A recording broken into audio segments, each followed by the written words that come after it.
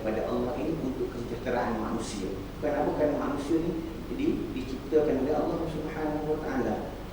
Jadi untuk yang pertama kali, anda nak tanya Ustaz Syukri, mengapa Allah Subhanahu Wa Taala mensyariatkan ini kepada manusia? Adakah manusia tidak adakah Allah Subhanahu Wa Taala tidak mengiktiraf fakulti muda manusia hebat? Tak, pemikiran manusia hebat yang kita ada sekarang ini, undang-undang yang kita dah buat dapat menjamin manusia, dapat menjamin masyarakat Malaysia. Kalau kita nak tengok ni, apakah kenapakah Allah mensyariatkan undang-undang hudud ini spesial kepada manusia? Sehingga Ustaz Fadhil Mashkur.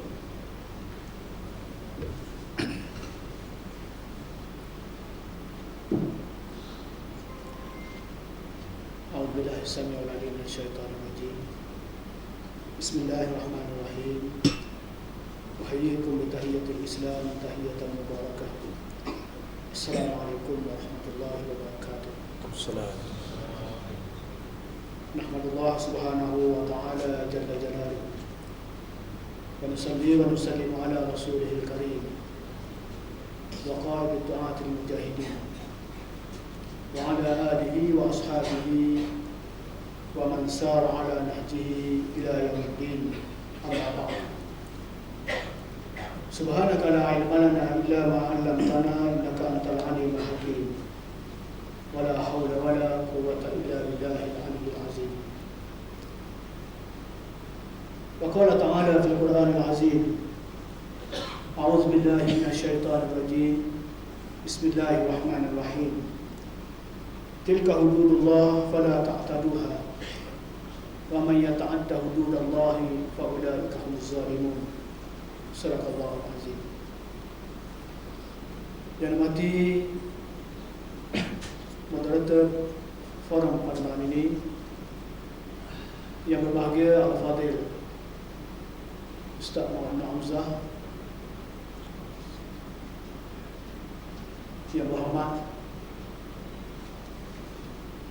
Dun Terengganu, merangkap Ketua Penerangan PAS Negeri Terengganu,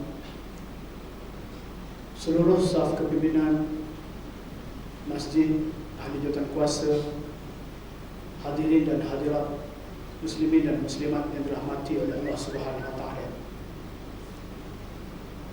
Pada malam ini kita diberi peluang untuk membincangkan tentang perkara yang berkaitan dengan hudud. Sebagaimana dalam ayat yang saya bacakan tadi, Allah Subhanahu Wa Taala menjelaskan kepada kita tentang hudud ini dalam surah Al-Baqarah ayat 229. Tilka hududullah fala ta'taduha. Itulah dia hudud Allah Subhanahu Wa Taala, maka jangan kamu melampaui batas. Barang siapa yang melampaui batasan hudud Allah Subhanahu Wa Taala, maka dia termasuk di kalangan orang-orang yang zalim. Sidang jemaah dirahmati oleh Allah Subhanahu Wa Taala, Al-Quran yang diturunkan oleh Allah Subhanahu Wa Taala, Al-Quran yang kita imani, yang merupakan kalam Allah Subhanahu Wa Taala, dan terkandung dalam Al-Quran itu perkara yang berkaitan dengan undang-undang dan peraturan daripada Allah Subhanahu Wa Taala untuk manusia. Kerana Allah Subhanahu Wa Taala mengetahui bahawa sifat manusia yang dijadikan oleh Allah Subhanahu Wa Taala memerlukan kepada satu undang-undang, memerlukan kepada satu peraturan-peraturan yang dengan peraturan tersebut akan membimbing dan mendorong manusia untuk mencapai keredaan daripada Allah Subhanahu Wa Taala. Allah Subhanahu Wa Taala menjadikan hudud batasan tersebut dalam setiap ibadat yang diwajibkan oleh Allah Subhanahu Wa Taala kepada kita ini adalah untuk supaya kita tidak melampaui batasan tersebut. Contohnya dalam ibadat puasa yang diwajibkan oleh Allah Subhanahu Wa Taala, ditetapkan waktu imsak dan ditetapkan waktu untuk kita iftar. Ketika itu manusia tidak boleh memilih untuk dia melewatkan waktu imsak ataupun dia mengawalkan waktu imsak. Dan begitu juga dia tidak boleh untuk mengawalkan waktu iftar dan dia melambatkan waktu iftar. Kerana apa? Allah Subhanahu Wa Taala telah menetapkan kepada orang yang beriman kepada Allah Subhanahu Wa Taala dengan ibadat puasa tersebut, dianya mempunyai batasan-batasan yang telah digariskan oleh Allah Subhanahu Wa Taala. Begitu juga bulan puasa yang ditetapkan oleh Allah Subhanahu Wa Taala ditetapkan khusus kepada bulan Ramadan. Allah Subhanahu Wa Taala tidak menetapkan kepada kita untuk kita melaksanakan puasa pada bulan-bulan yang lain daripada bulan Ramadan. Muslimin dan muslimat yang dirahmati oleh Allah Subhanahu Wa Taala, persoalan yang perlu difahami oleh manusia yang beriman kepada Allah Subhanahu Wa Taala, perkara yang paling utama adalah keyakinan mereka itu kepada Allah Subhanahu Wa Taala, yakin dan percaya kepada Allah Subhanahu Wa Taala yang disebut sebagai akidah. Akidah kepercayaan setelah kita beriktikad dengan kalimah yang kita sebut dengan kalimah thayyibah, asyhadu an la ilaha illallah wa asyhadu anna Muhammadar Rasulullah. Dan kalimah ini, kalimah yang diucapkan oleh seorang yang beriman kepada Allah Subhanahu Wa Taala yang mengaku Islam, maka dia mesti ada batasan-batasan tersebut daripada kalimah yang disebut dan mesti dia fahami. Dalam masa yang sama juga dia mesti meyakini tentang kalimah tersebut, supaya bila dia yakin dan percaya, barulah dia tahu bahawasanya ianya merupakan ganjaran pahala di sisi Allah Subhanahu Wa Taala. Oleh kerana Al-Quran ini merupakan kalam Allah Subhanahu Wa Taala yang diturunkan oleh Allah Subhanahu Wa Taala kepada manusia, walaupun setinggi mana perlembagaan manusia, dia tidak boleh bertentangan dengan perlembagaan Allah Subhanahu Wa Taala. Sebab itulah bagi manusia yang beriman kepada Allah Subhanahu Wa Taala mesti yakin dan percaya bahawasanya undang-undang Allah Subhanahu Wa Taala adalah tempat rujuk untuk membentuk manusia menjadi insan yang beriman kepada Allah Subhanahu Wa Taala. Kalau kita lihat dari segi hudud, asal daripada kalimah haddun, jamak dia hudud, disebut sebagai makna tegahan ataupun cegahan ataupun larangan daripada Allah Subhanahu Wa Taala. Di antaranya disebut oleh Allah Subhanahu Wa Taala, was-sariqu was-sariqatu faqta'u aydiyahuma jazaa'an bima kasaba nakalan min Allah. Pencuri laki-laki dan pencuri perempuan, faqta'u aydiyahuma, maka kamu kena potong tangannya. Jazaan bima kasaba, dengan sebab apa yang dia lakukan dengan mencuri. Disebut lepas daripada itu Allah sebut nakalam minallah, cegahan, tegahan, larangan daripada Allah Subhanahu Wa Taala. Bila cegahan daripada Allah Subhanahu Wa Taala, bila larangan daripada Allah Subhanahu Wa Taala menyebabkan bila dilaksanakan hukum tersebut, maka manusia selepas daripada itu dia melihat pelaksanaan hukum Allah Subhanahu Wa Taala, maka dia tidak akan berebut-rebut untuk mencuri. Allah Subhanahu Wa Taala sebut bahawasanya kuasa mencegah ini. Jangan kita faham bahawasanya kuasa mencegah ini oleh kerana kita dah ada polis, kita dah ada pegawai-pegawai agama yang memantau dan seumpamanya. Kerana mereka-mereka ini juga manusia. Ada masa dia boleh tunduk kepada undang-undang peraturan cegahan tersebut, tetapi ada ketika dan waktunya dia tidak boleh mengikut undang-undang dan peraturan tersebut kerana dikongkong oleh kuasa yang dimiliki oleh mereka, pegawai pencegah maksiat. Bila dia nak cegah maksiat, nak tangkap seseorang, bila dia tertangkap anak yang melibatkan orang besar-besar, datuk-datuk dan menteri-menteri, dia tak mampu untuk menghukum mereka yang terlibat dengan jenayah tersebut kerana kuasanya terhad. Kerana kuasa yang dimiliki itu menyebabkan kena tukar, menyebabkan kena ambil tindakan, menyebabkan itu dan ini berbeza dengan nakalan minallah, cegahan daripada Allah Subhanahu Wa Taala. Kuasa yang dimiliki oleh Allah Subhanahu Wa Taala ini yang mengatasi kuasa manusia.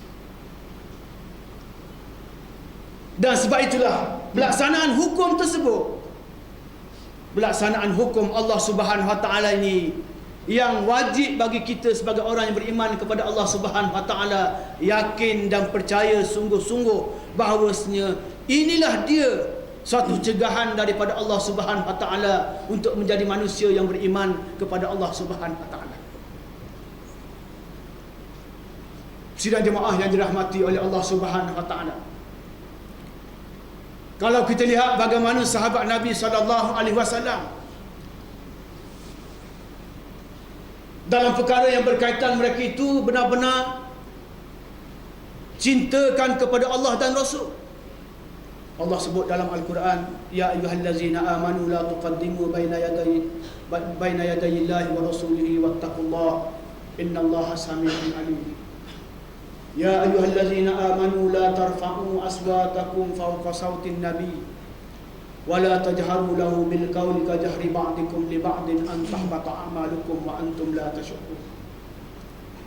Allah sebut dalam surah Al-Hujurat ayat pertama dan ayat kedua, wahai orang-orang yang beriman, jangan kamu mendahului Allah dan Rasul.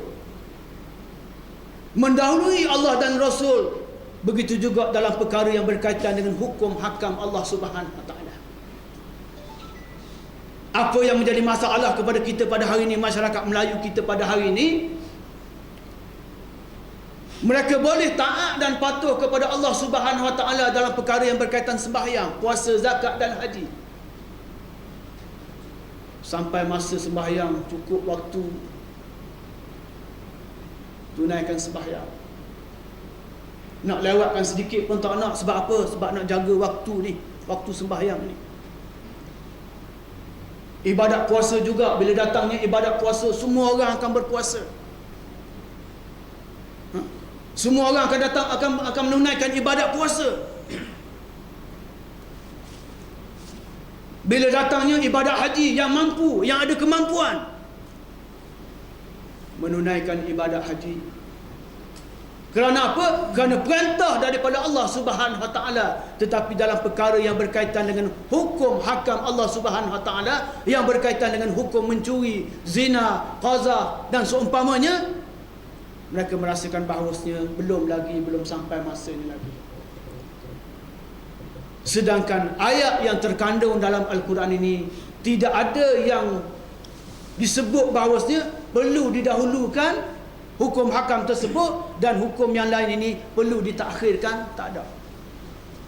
Maknanya semua yang termaktub yang diturunkan oleh Allah Subhanahu Wa Taala dalam Al-Quran ini adalah untuk supaya kita laksanakan hukum Allah Subhanahu Wa Taala. Maka sebab itulah kita kena lihat dan faham bahawasanya bagaimana dalam ayat yang saya bacakan tadi, ketika mana turunnya ayat tersebut. Wahai orang yang beriman, janganlah kamu mengangkat suara kamu lebih daripada suara Nabi. Di antaranya sahabat yang bernama Sabit bin Qais. Sabit bin Qais ini terkenal di kalangan para sahabat yang bercakap kuat. Lalu bila turun ayat ini, lalu dia merasakan bahawasanya ayat ini teguran daripada Allah Subhanahu Wa Taala kepada Sabit bin Qais. Lalu dia duduk dalam rumah dia, tak keluar rumah, dalam keadaan menangis, duka cita, minta ampun kepada Allah Subhanahu Wa Taala. Sebab selepas daripada ayat itu disebut antahbata a'malukum wa antum la tash'urun. Dia takut bahawasanya amalan kebajikan yang dilakukan itu akan gugur satu persatu, menyebabkan pahala dia hilang. Oleh kerana Rasulullah ini seorang yang murabbi, seorang pemimpin yang prihatin. Lepas pada selesai sembahyang, lalu dia tengok ke kiri dan ke kanan, tak ada Sabit bin Qais ini. Lalu tanya pada sahabat yang lain, di mana Sabit bin Qais? Lalu disebut oleh sahabat mengatakan bahawa Sabit bin Qais ini duduk berkurung di rumah dia setelah mana turunnya ayat ini, kerana duka cita, kerana termasuk dalam ayat tersebut. Lalu sahabat ini Rasulullah minta supaya datang bertemu dengan Rasulullah. Lalu bila bertemu semula dengan Rasulullah, Rasulullah tanya, wahai Sabit bin Qais, apa hal kamu? Lalu dengan rasa rendah diri, dengan sifat takwa kepada Allah Subhanahu Wa Taala, wahai Rasulullah, aku takut dengan turunnya ayat tersebut menyebabkan segala amalan kebajikan yang aku lakukan ini akan tidak digugurkan oleh Allah Subhanahu Wa Taala, tak diterima oleh Allah Subhanahu Wa Taala. Lalu Rasulullah menyebut bahawasanya, ya Sabit bin Qais, wahai Sabit bin Qais, kamu adalah seorang yang dimuliakan oleh Allah Subhanahu Wa Taala, dan kamu ini wa taqtulu syahida, dan kamu akan mati syahid dalam peperangan, wa tadkhulul jannah, dan kamu akan masuk syurga. Ini doa yang didoakan oleh Rasulullah sallallahu alaihi wasallam kepada Sabit bin Qais ini, sahabat yang betul-betul berhati-hati dalam perkara yang berkaitan dengan ayat yang diturunkan oleh Allah Subhanahu Wa Taala selepas Rasulullah wafat di zaman Sayyidina Abu Bakar, ketika mana berlakunya peristiwa riddah murtad. Murtad. Dan ketika itu Sabit bin Qais ini ditugaskan oleh Sayyidina Abu Bakar untuk menjadi panglima perang berhadapan dengan Musailamatul Kazzab, dan ketika bertempur dalam peperangan tersebut beliau mati syahid. Benar apa yang telah diucapkan oleh Rasulullah sallallahu alaihi wasallam ketika itu, dengan mukjizat yang diberikan oleh Allah Subhanahu Wa Taala kepada Nabi ini, dia dapat tahu bahawasanya Sabit bin Qais ini akan mati syahid dalam peperangan bertempur dengan Musailamatul Kazzab. Apa yang saya nak sebut kepada tuan-tuan sekalian, bahawasanya sahabat Rasulullah ini, setiap ayat Al-Quran, setiap huruf kalimah ayat Al-Quran yang diturunkan oleh Allah Subhanahu Wa Taala, lebih-lebih lagi dalam perkara berkaitan dengan hukum, mereka itu bersifat sami'na wa ata'na, kami dengar dan kami taat. Bukan macam kita pada hari ini, orang Islam yang bersifat sami'na wa asayna, kami dengar tapi kami derhakai. Wallahu a'lam. Assalamualaikum warahmatullahi wabarakatuh. Jadi yang nak cuba Ustaz kupas dari segi makna kondusif, makna sesuai itu, pendekatan yang macam mana mengikut kaedah yang telah dianjurkan oleh Allah Subhanahu Wa Taala. Falyatafadhal mashkur. Assalamualaikum warahmatullahi taala wabarakatuh. Alhamdulillahi wa kafa, salatan wa salaman ala nabiyyina al-mustafa wa ala alihi wa ashabihi wa man iqtada, amma ba'd. Yang hormati lagi kasihi pengurusi forum pada malam ini, Fadil Ustaz Syukri Ahmad selaku ahli panel, Ustaz Fadli Imam, ahli jawatankuasa surau, muslimin dan muslimat yang saya hormati lagi saya kasihi sekalian. Pertama-tamanya kita bersyukur kepada Allah dengan taufik dan hidayatnya pada malam ini kita berbincang dan kita berkongsi ilmu tentang satu tajuk yang sangat besar, iaitu syariat Islam. Dalam syariat Islam yang sebegitu luas, kita berbincang pula tentang kesalahan-kesalahan jenayah syariat Islam yang ditetapkan oleh Allah hukumannya, yang disebut oleh para ulama terbahagi pada tiga. Yang pertama hudud, yang kedua qisas dan diyat, dan yang ketiga ialah ta'zir. Tiga bentuk hukuman yang telah ditetapkan oleh Allah dalam mengurus, dalam menyelesaikan masalah jenayah yang berlaku dalam masyarakat Islam. Sebagai asas perbincangan kita pada malam ini, saya nak sebut hasil daripada soalan yang dikemukakan oleh pengurusi forum. Saya melihat dia sebut dan dia minta kita ulas dan kita bincang 3 perkara. Yang pertama, apakah pelaksanaan hudud ini perlu dilakukan? Apakah pelaksanaan hudud ini perlu dilakukan dan bertepatan dengan tuntutan maqasid syar'iyyah? Tiap. Yang kedua, apakah pelaksanaan hudud ini sudah sampai masa yang dinamakan kondusif, ataupun pelaksanaan hudud ini mesti ditangguhkan sehingga sampai masa yang dinamakan kondusif? Yang ketiga, pengurusi cuba bawa bagaimana persepsi yang dibawa oleh musuh Islam dan golongan yang keliru tentang Islam dan golongan yang tidak yakin terhadap Islam, merasai bahawa kebimbangan mereka jika dilaksanakan hukum hudud dan undang-undang jenayah syariat Islam menjadikan ia tidak adil. Ia akan membentuk ketidakadilan pelaksanaannya dalam masyarakat Islam. 3 persoalan ini panjang saya nak lepuk, tapi saya nak lepuk asas. Asasnya bahawa perkara ini mudah diterima jika seseorang itu letak keyakinan dia pada pengajaran Al-Quran. Al-Quran sebut wa anihkum bainahum bima anzalallah wa la tattabi' ahwa'ahum wa hadharhum an yaftinuka an ba'di ma anzalallahu ilaik wa inna kathiran minan nasi lafasiqun. 3 perkara Tuhan pesan. Yang pertama, Tuhan kata wa anihkum, hendaklah kamu berhukum, melaksanakan apa yang diturunkan oleh Allah.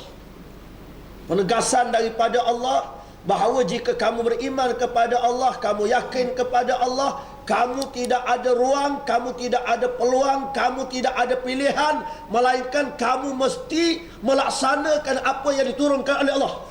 Ada pilihan. Allah Ta'ala aja. Kerana apa yang diturunkan oleh Allah ini, Allah Ta'ala maha mengetahui. Kamu cerdik, Allah Ta'ala maha cerdik. Kamu tahu, Allah Ta'ala maha tahu. Dan Allah Ta'ala bukan sahaja tahu yang dahulu, Tuhan yang tahu akan datang. Tuhan tahu yang zahir, Tuhan tahu yang batin. Yang kedua, Tuhan kata kamu akan berhadapan dengan cabaran, wala tattabi' ahwa'ahum. Jangan kamu ikut hawa nafsu manusia. 2 je. Atas dunia ni ada 2. Yang pertama, Islam, syariat Allah. Yang kedua, hawa nafsu. Kalau undang-undang yang dinamakan syariat Islam. Yang kedua, undang-undang yang dinamakan wada'iyah, undang-undang ciptaan manusia yang sudah tentu tidak dapat lari daripada hawa nafsu. Politik, siasah syar'iyah ada, siasah wada'iyah ada. Politik Islam ada, politik yang berasaskan hawa nafsu ada. Tak boleh lari. Tapi Tuhan kata ikut undang-undang aku, jangan ikut hawa nafsu. Yang ketiga, Tuhan sebut ujian. Wahdharhum, wahai Muhammad, kamu mesti memberi ingatan kepada orang Islam an yaftinuk, bahawa ada satu golongan musuh manusia ini, musuh Islam ini, ia cuba untuk menguji kamu, menimbulkan ujian kepada kamu, fitnah kepada kamu terhadap sebahagian daripada apa yang diturunkan oleh Allah. Kamu nak semaya-semaya, surah kecil, kami buat surah besar. Kamu nak pergi Mekah, kami buat tabung haji. Walaupun tabung haji itu dulu ambil biti sikit, sikit jual balik, jangan marah. Dah, pinjam betul, beli. Dah marah ngak, jual balik. Tapi kami buat tabung haji. Kamu nak pergi Mekah, kami buat tabung haji.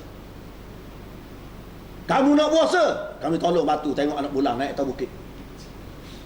Kami ijtihad. Kamu nak berselawat, apa? Kami boleh buat malam berselawat di dataran mereka. Ada selawat. Kamu nak dengar tarannum, bacaan Al-Quran yang sedap, kami buat musabaqah. Tapi ada sebahagian yang diturunkan oleh Allah, mereka akan cuba uji kamu supaya kamu jangan terikut-ikut, jangan terima. Termasuk di antara sebahagian yang diturunkan oleh Allah yang membuatkan teruji umat Islam, hudud. Hudud tak sesuai, tak sampai masa lagi. Pelaksanaan hudud mesti bertepatan dengan maqasid syar'iyah. Ni Islami. Betul? Orang Terengganu kata natang apa tak tahu maqasid syar'iyah tu. Dia tahu kedok lah. Betul? Kalau orang faham mungkin nak dengar kasar kat natang dia. Benda apa tu? Maqasid syar'iyah tu kenapa? Maqasid ialah tujuan-tujuan syarak. Tujuan-tujuan syarak ni satu ilmu baru yang ditimbulkan oleh para ulama hasil daripada ulasan-ulasan mereka bagi menyatakan kenapa syariat Islam ini disyariatkan oleh Allah. Ilmu maqasid ini dikeluarkan oleh para ulama dengan tujuan untuk memperakui keindahan syariat Allah. Asalnya orang nak tanya semayang tujuan apa? Orang yang kuat iman zaman sahabat Nabi, dia nak tanya semayang kerana apa? Semayang kerana perintah Tuhan. Semayang. Puasa kerana apa? Puasa kerana perintah Tuhan. Tapi manusia ni lama-lama dia nak tanya kau, makan tokat ali kasiak kenapa? Tak sedap. Minum air tokat ali saja tak tahu kasiak tak sedap juga tak?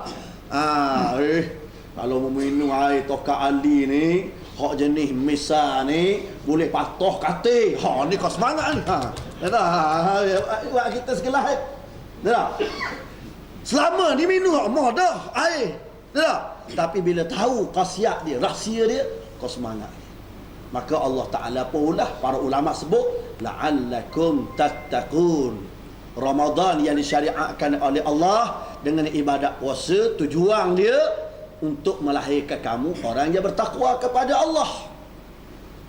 Maka demikianlah undang-undang yang diatur oleh Allah ini ada tujuan dia, ada maqasid dia. Al-umur bimaqasidha. Para ulama buat keluar satu kaedah, semua perkara ada tujuan dia. Sama ada kita tahu ataupun kita tidak tahu, ada tujuan dia. Kahwin, kenapa Allah Ta'ala syariatkan kahwin? Kenapa? Kalau tak ada kahwin macam padri-padri, peluk batal kita. Malam-malam peluk batal. Orang kata mana sejuk peluk batal je. Ustaz-ustaz dah boleh kahwin macam agama Kristian. Ustaz-ustaz kadang-kadang nafsu ustaz lebih lagi daripada orang biasa. Sebab tu Tok Guru ramai nikah 3 apa 4 apa. Tok Siok seorang sebab apa? Sebab Tok Guru kuat kat nafsu. Jadi tujuan apa Allah Ta'ala buat kahwin?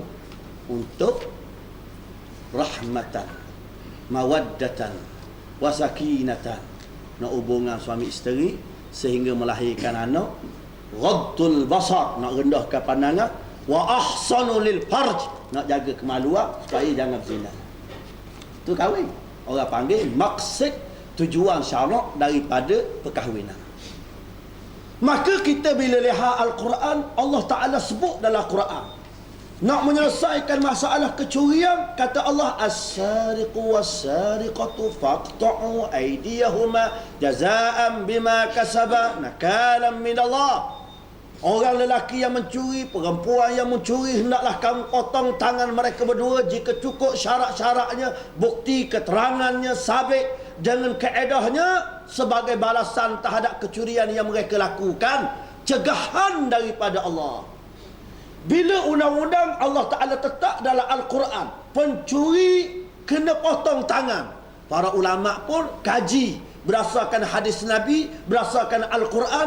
Kenapa Allah Ta'ala letakkan pencuri potong tangan? Tujuan dia apa? Tujuan dia tu apa? Maka hasil daripada kajian para ulama pun mengeluarkan satu kesepakatan mereka bahawa tujuan syaraknya untuk menjaga 5 perkara. Jaga harta dengan mengadakan undang-undang kesalahan mencuri dan merampok.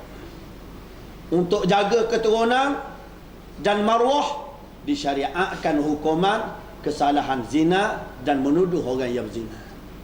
Nak menjaga akal, maka disyariatkan dalam Al-Quran kesalahan minum arak. Pembunuhan, nak jaga nyawa, kisos. Yang kelima, kesalahan apa dia?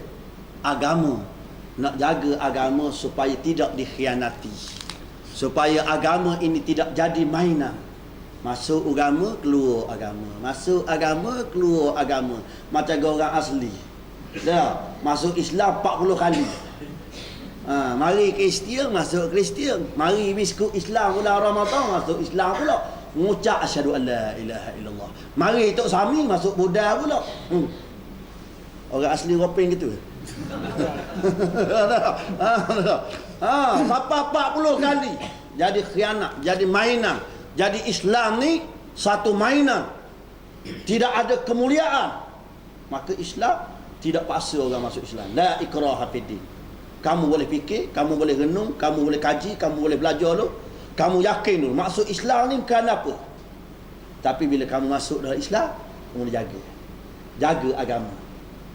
Semua ajaran agama dan undang-undang dunia ni tak boleh khianat terhadap kerajaan dia, dan khianat terhadap tanah air dia, khianat terhadap negara dia. Dia ada undang-undang khianat terhadap agama dan negara. Maka Islam juga. Inilah yang dinamakan ad-darurat, 5 perkara asas yang mesti dijaga. Maka mengikut fiqh aulawiyat, ni istilah orang panggil. Mengikut ilmu keutamaan, mengikut keutamaan dalam Islam, 5 perkara ni lah kena jaga dulu. Kena jaga harta, kena jaga nyawa, kena jaga agama, kena jaga keturunan, kena jaga semua yang diatur oleh Allah ini, iaitu nyawa. 5 perkara ni lah yang dipanggil daruriyat al-khamsah. Sebab mengikut pembacaan Islam, dia ada 3. Yang pertama, daruriyat, hak utama sekali, penting sekali. Yang kedua, hajiyat. Kita kalau hidup, yang pertama makan tu. Ya, hak tu daruriyat, makan. Makan apa pun, yang penting makan. Ada tak makan malam ni tak? Makan penting. Daruriyat. Kalau tak ada makan, tak jadi. Majlis malam ni kena berhenti lah. Ada makan. Daruriyat. Dia makan, daruriyat. Yang kedua, hajiyat. Keperluan yang bukan daruri. Ya tak? Bila hajiyat ni, kalau ada nasi, kena ada lauk. Daruriyat makan aja, makan nasi aja. Tetapi hajiyat dia tambah sikit. Kena ada ikan, tak jadi makan nasi putih aja. Kenyang dah. Tak mati dah. Ada air menera sikit, ada air masak cukup dah. Tapi hajiyat kena juga lauk sikit, goreng ikan. Tapi yang ketiga, tahsiniyat, makan yang sangat berselera. Kenapa? Kambing. Gula kambing. Tak? Ikan bakar. Malam ni ada situ tak? Tak ambil dah. Fiqh aulawiyat jadi ambil daruriyat. Tapi itu makan. Rumah kita betul tak? Dalam rumah kita, hak daruriyat nak duduk dalam rumah. Ada atap, ada dinding, ada latar, ada kunci rumah. Betul tak? Ada tempat tidur, ada tandah. Hak tu orang panggil daruriyat. Boleh itu. Lepas tu hajiyat, keperluan yang perlu ada dalam rumah. Kenapa? Betul tak? Lepas tu tahsiniyat, untuk mencantikkan rumah kita. Hak orang puan letak bunga, pering ayat Quran, lapu ni tu tahsiniyat tu. Tak ada lah apa. Betul tak? kapek, tak ada apek tak apa. Itu juga hidup kita dalam syariat agama, hidup atas dunia ni. Hak paling penting kali daruriyat. Daruriyat pelaksanaan undang-undang ni. Pelaksanaan undang-undang ini tujuan dia untuk melahirkan suasana kondusif. Sebab tu hari ini, sehingga hari ini tidak ada orang yang boleh mentafsirkan dan mentarifkan kondusif itu secara lengkap. Apa makna kondusif? Apa makna kondusif? Makna kondusif sesuai. Sesuai itu penilaian sesuai itu asaskan apa sesuai? Kondusif dengan suasana tenang. Tenang itu penilaian dia macam mana?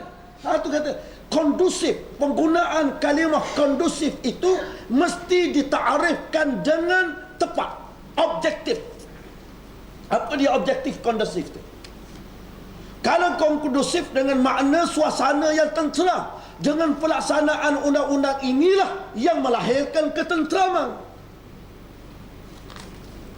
Dengan pelaksanaan syariat Islam, akhirnya orang yang mencuri takut nak mencuri. Peniaga-peniaga mula tidak bimbang tentang barang-barangnya daripada dicuri. Saya pergi ke Mekah. Masa saya duduk di Mesir, tak syukri di Mesir, saya pergi umrah. Masa tu di Madinah tu banyak lagi bangunan-bangunan kecil, kios-kios yang belum dipecahkan. Tak macam mana ni.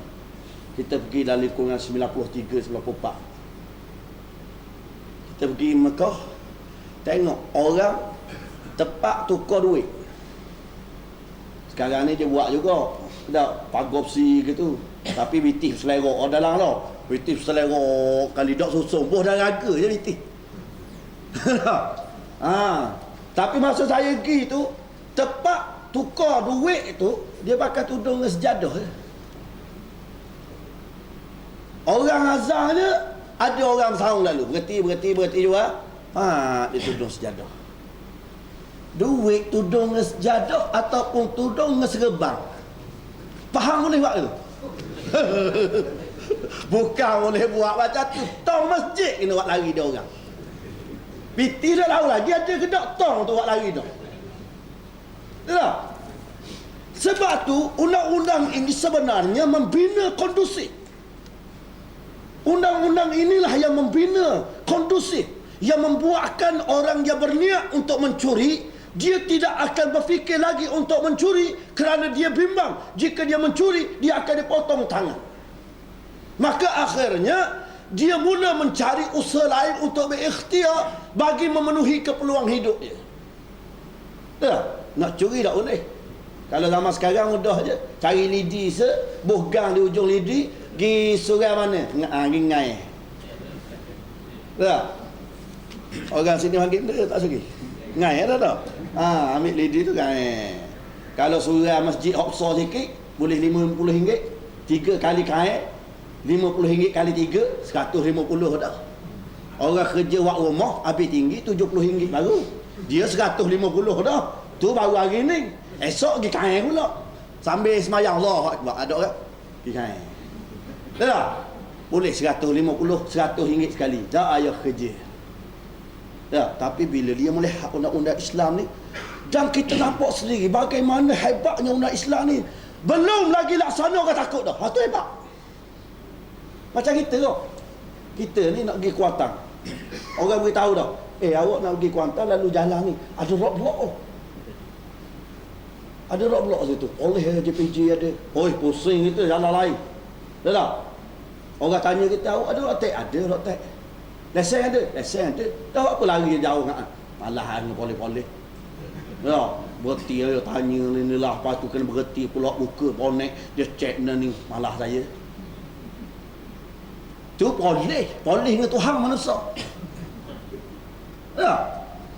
Sebab tu undang-undang Allah Ta'ala ni, Allah Ta'ala yang tanam dalam jiwa manusia, belum lagi laksana, manusia takut dah. Dan sebenarnya yang takut sangat dengan undang-undang Allah Ta'ala ni ramai pencuri. Kalau dia tak pencuri, dia takut apa? Tak. Kerana undang-undang ini bukan dihukum pada orang yang baik, dihukum pada penjenayah yang cukup syaratnya. Maka Orang yang berniat untuk mencuri, dia berhenti untuk berniat mencuri, akhirnya dia mahu memenuhi keperluan hidup dia. Dia mula berusaha, berniaga, akhirnya melahirkan satu masyarakat yang produktif. Dia kerja diri. Itulah, nak curi takut, jual goreng pisang. Nak curi takut, nega. Nak curi takut, jual. Akhirnya bisnes kembang. Kemudian orang yang bisnes dah takut dah nak buka perniagaan besar pun, nak pergi sembahyang zuhur tutup je. Dan orang-orang yang kaya mulai hidup tenang. Taklah apa dia tak. Tadi saya tengok dalam WhatsApp peratus saya, pakai rata dah motor tu. Dia tinggal tayar hak rata tu, dia buat lari motor. Tinggal tayar suting, ambil hak mu rata tayar je, dia buat lari motor. Motor dia buat lagi tinggal tayar suting. Lah, bubuh alang, bubuh CCTV, semua orang kaya kita tengok CCTV penuh. Alang pula. Pagar kena tutup. Kemudian security, kena upah orang, tukar jaga pula duduk luar. Habis duit banyak mana? CCTV banyak mana? Buat alang banyak mana? Buat pagar macam mana? Upah orang jaga macam mana? Tidur dok lena. Bunyi sikit. Tak tenang tu kan? Tak kondusif. Maka dengan undang-undang Tuhan ni lah melahirkan kondusif. Lepas tu saya kata, orang yang membawa hujah pelaksanaan syariat Islam ini, kita kena tunggu sehingga masa kondusif. Apa makna kondusif dia tu? Adakah makna kondusif itu kerana penerimaan seluruh masyarakat? Nak tunggu seluruh masyarakat baru terima undang-undang ni, kita nak laksana. Bila nak tunggu semua orang? GST tak tunggu semua orang, dia laksana dah. Ke semua orang terima? Orang faham terima tak? Tak? Kau orang semua terima GST? Tak, dia tak kira. Betapa ramai orang tak tahu kiraan GST. Tapi dia buat. Orang tak marah, senyap, rumusan orang tidak banyak. Undang-undang yang ada pada hari ini tidak kondusif. Sebagai contoh, konun keseksaan yang diamalkan hari ini dalam undang-undang negara kita terhadap pencuri ialah sekira-kira dipenjara tidak lebih daripada 20 tahun jika sabit mensalahan mencuri. Orang yang mencuri, tuan-tuan, hukuman dia masuk penjara. Duduk dalam penjara, kita kena anggur pangkal. Cuba kita bayang kalau pencuri tu 7,000 orang. 7,000 orang sehari makan dia RM15. RM15 kali 7,000, banyak mana dah kerajaan ambil duit? Makan free. Kerajaan tak bagi biasa-suah. Kerajaan tak ada buat pinjaman ke dia. Sesiapa yang duduk penjara kena pinjaman kena buat pinjaman. Keluar penjara lagi kena bayar. Ada tak? Orang belajar je kena pinjaman. Orang duduk penjara 4 tahun. Makan relax Pagi menu, tengah hari menu. Walaupun kita kata makan tu ikan tak sedap mana, tapi ada menu dia. Ada makanan dia. Cuba tahu, cuba bayang kita kata 7,000 orang masuk penjara setahun. Sehari belanja dia banyak mana?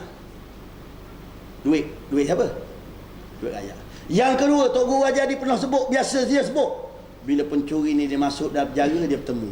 Hak ni mahir tak curi motosikal. Hak ni mahir curi kereta. Hak ni mahir pecah rumah. Hak ni mahir tetap tipu orang. Hak ni pula mahir bak pula pukar orang. Belajar hak ni kau, habis 10 orang dia sepakat, saya ni nak curi motor pandai, tapi nak pukar-pukar orang tak pandai. Hamba pandai.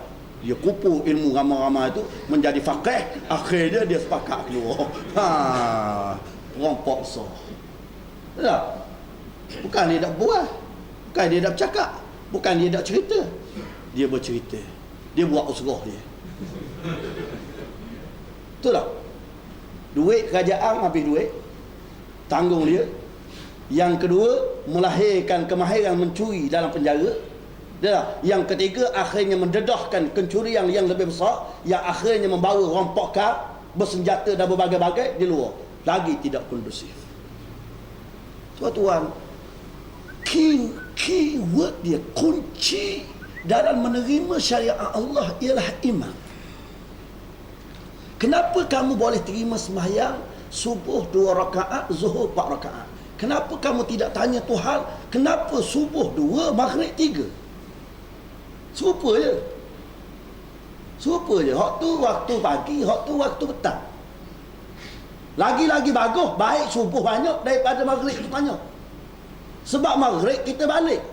Bila balik kerja letih. Nak minum air lagi, nak mandi lagi, nak berehat lagi, nak buang orang puang lagi, orang puang pula, nak ajak pergi main jeng pula. Betul tak? Jadi kita nak sembahyang maghrib 3 rakaat. Tapi kita tak tanya, kita boleh terima. Kenapa kita tidak berbincang maqasid syar'iyah? Apa dia maqasid syar'iyah? Maqasid syar'iyah daripada sembahyang ialah zikrullah, ingat kepada Allah. Maka sebab itulah lahir golongan batiliyah, golongan yang sembahyang pakai dalaman saja, tak payah rokok, tak payah sujud, tak payah apa. Dia kata sembahyang ni maqasid, tujuan dia nak ingat Tuhan. Bila kita ingat Tuhan, cukup tak payah sembahyang.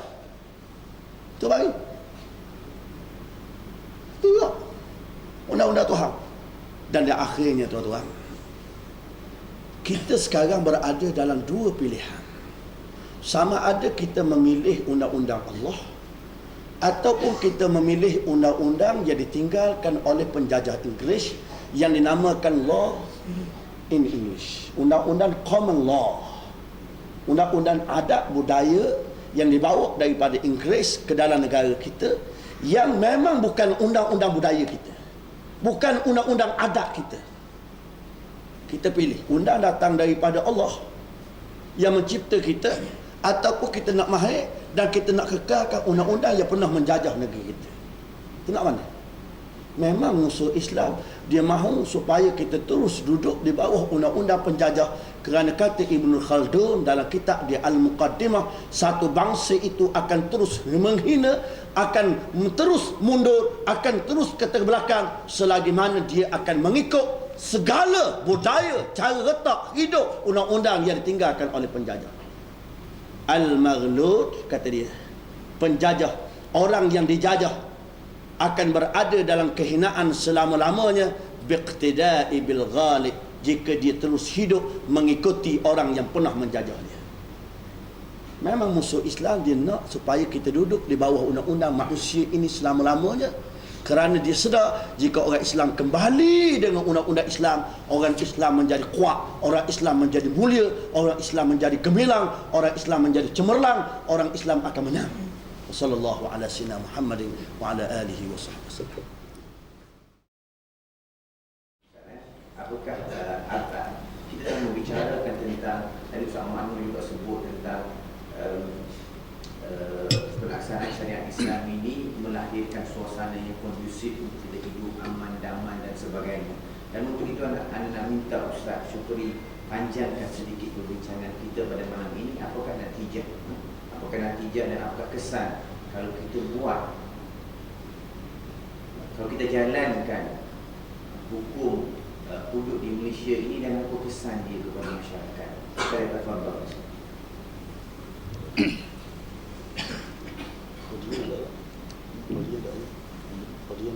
A'udzubillahi samii'ul 'aliim minasyaitonir rajiim. Bismillahirrahmanirrahim. Terima kasih pengacara majlis, sahabat Filipina, hadirin dan hadirat yang dirahmati oleh Allah Subhanahu wa taala. Sebagaimana yang telah saya menjelaskan tadi, bahawasanya situasi negara kita pada hari ini, kita bertemu di antara perlembagaan Allah Subhanahu wa taala dengan perlembagaan manusia. Apabila berlaku pertemuan tersebut, di mana kita tahu bahawasanya dalam perlembagaan Malaysia, agama Islam adalah agama persekutuan, sedangkan mahkamah syariah mempunyai kuasa yang terhad dalam melaksanakan hukum Allah Subhanahu wa taala di negara kita. Contohnya, kita masih terikat dengan Akta 355 Contoh yang paling mudah saya ambil dalam perkara yang berkaitan dengan yang dilaksanakan oleh Mahkamah Syariah dalam jadual yang ke-9 dalam perkara yang berkaitan dengan zina. Perlembagaan Syariah 356,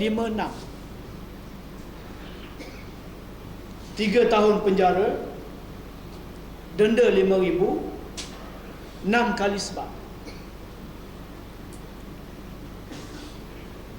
Kalau kita lihat kepada undang-undang ini yang dirubah, yang ditukar, yang dicipta oleh manusia dengan undang-undang Allah Subhanahu Wa Taala, dia tidak boleh melahirkan manusia yang sifat dia takutkan kepada Allah Subhanahu Wa Taala. Bagi orang yang berharta, dia boleh menggunakan harta dia untuk bayar. Dan bila dia keluar daripada penjara ataupun dia boleh bayar dengan tebusan tersebut, dia boleh pula semula untuk melakukan maksiat kepada Allah Subhanahu Wa Taala. Berbeza dengan hukum Allah Subhanahu Wa Taala kalau kita lihat dalam peristiwa yang berlaku kepada sahabat yang melakukan zina. Yang pertama, sahabat yang bernama Ma'is. Yang kedua, seorang wanita yang datang bertemu dengan Rasulullah sallallahu alaihi wasallam. Lalu dia berkata kepada Rasulullah, "Ya Rasulullah, tahhirni." Wahai Rasulullah, bersihkan diri aku ini. Lalu Rasulullah tanya, "Bima, dengan apa? Dengan sebab apa aku nak bersihkan diri kamu?"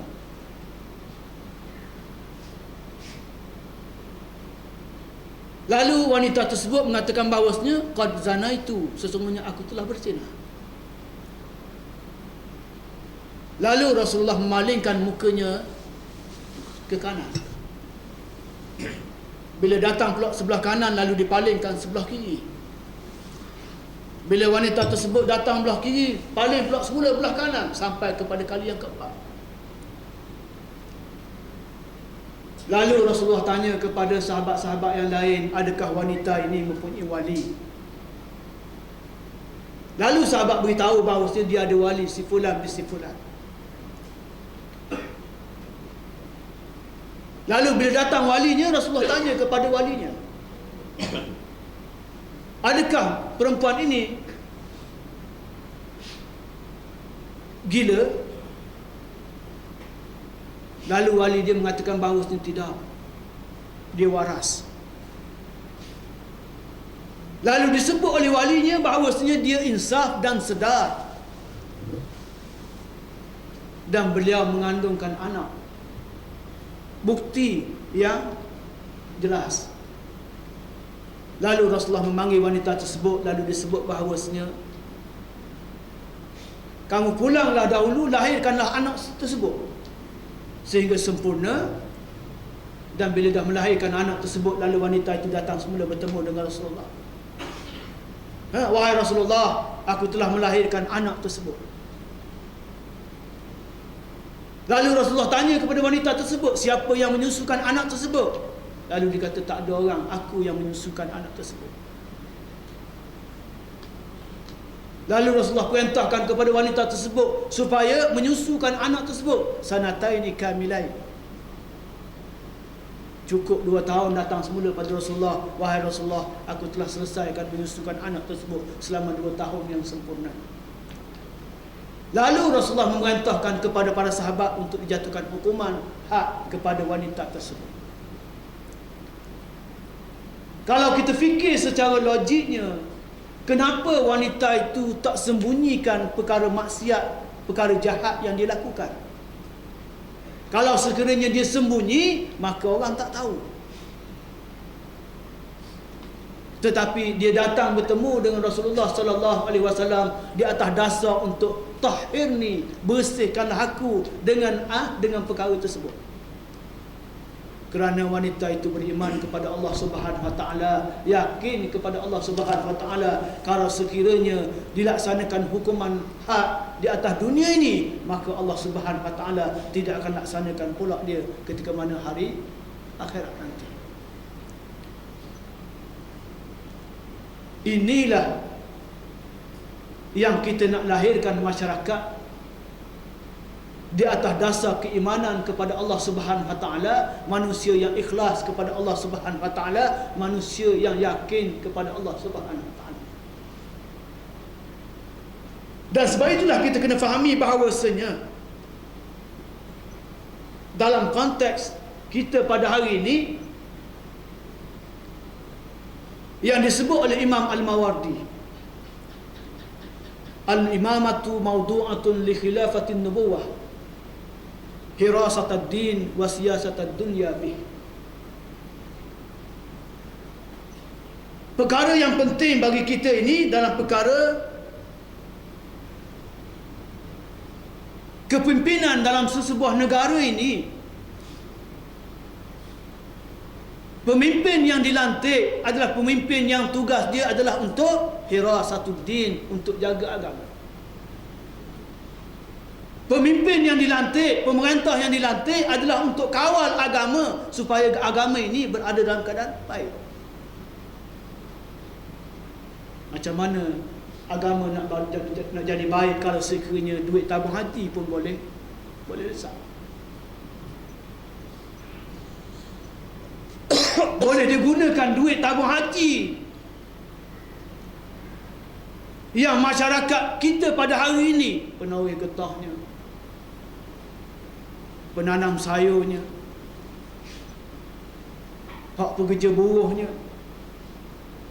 petaninya yang tanam sayur kumpul duit semata-mata untuk supaya pemerintah kawal jaga duit tersebut ini. Bila cukup tempoh masanya, dia boleh buat ibadat untuk menunaikan ibadat haji. Tetapi malangnya kita lihat bahawasanya setiap perkara yang dikawal, yang dijaga oleh pemerintah pada hari ini, semuanya lesat.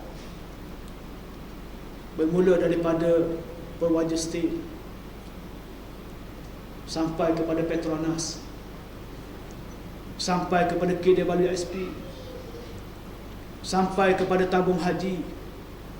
Hak terbaru ni mungkin Ustaz Anwar akan sebut, hak yang sampai pelantar minyak Terengganu pun nak digadaikan kepada 1MDB. Bayangkanlah pengarah tabung haji, gaji satu bulan 85,000,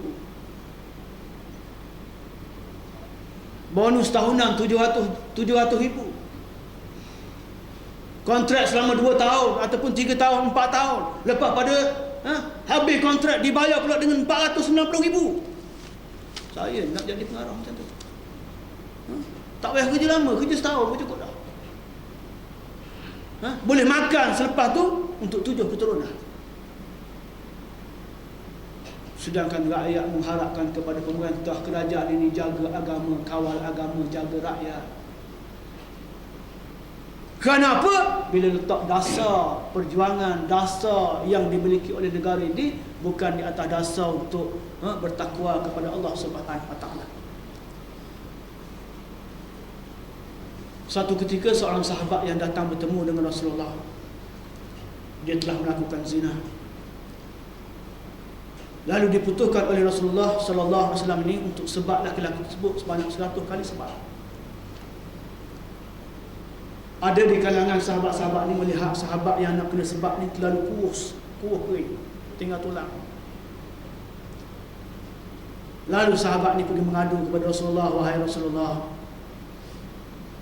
sahabat yang nak kena sebat tadi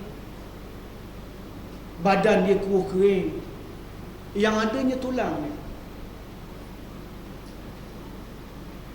Bagaimana nak dilaksanakan hukuman tersebut, wahai Rasulullah? Lalu Rasulullah memerintahkan supaya dikumpulkan 100 watan tersebut, diikat, lalu dipukul dengan sekali pukulan untuk mencukupi 100 pukulan tersebut. Nak menunjukkan kepada kita bahawasanya hukum Islam ini bukan nak menyeksa seseorang, Tetapi hukum Islam ini adalah untuk mengajar, untuk mendidik, untuk mentarbiyah, supaya manusia yakin kepada Allah Subhanahu wa taala, manusia itu tunduk kepada Allah Subhanahu wa taala. Sebagaimana yang disebut oleh ahli panel yang pertama tadi, yang melakukan kecurian, yang merampak, bukan untuk siap duduk di masjid, bukan untuk bilah duduk di surau, hak melakukan rompakan-rompakan besar. Yang kita peliknya, hak yang jadi tok siap inilah, hak yang jadi tok lebay inilah, hak duduk di surau dan masjid ni duk beria mempertahankan perlembagaan yang bukan Islam. Time pilihan raya dia lah mencacaknya. Duduk di tempat yang bagus dah untuk siap masjid. Jadi bagus dah ustaz takmir masjid. Tapi menjadi pendukung kuat kepada kerajaan yang tak nak laksanakan hukum Allah Subhanahu wa taala di atas muka bumi. Sebab itulah kalau sekiranya perlembagaan tersebut yang menyebabkan perlembagaan tersebut diluluskan oleh sesebuah negara yang bertentangan dengan Al-Quran dan hadis, menjadi dosa kepada setiap mereka yang memberi undi untuk menyebabkan perlembagaan tersebut termaktub lebih tinggi daripada Al-Quran dan hadis Rasulullah sallallahu alaihi wasallam. Dan sebab itulah persoalan kita pada hari ini, siapa yang menaikkan perlembagaan yang bukan Islam ini, yang disebut Al-Wada'i tadi. Siapa dia? Kita semua. Maka menjadi tanggungjawab kepada kita pada hari ini untuk memahamkan kepada masyarakat bahawasanya undang-undang dan peraturan Allah Subhanahu wa taala ini, Al-Quran yang diturunkan oleh Allah Subhanahu wa taala ini, mestilah kita kena kembalikan semula kuasa ini, barulah masyarakat Islam itu akan menjadi masyarakat yang disebut baldatun thayyibatun wa rabbun ghafur. Negeri yang baik, negeri yang aman, negeri yang adil, dan mendapat keampunan daripada Allah Subhanahu wa taala. Sebab itulah satu perkara yang berkaitan dengan hukum hudud ini dapat dilaksanakan oleh kita pada hari ini,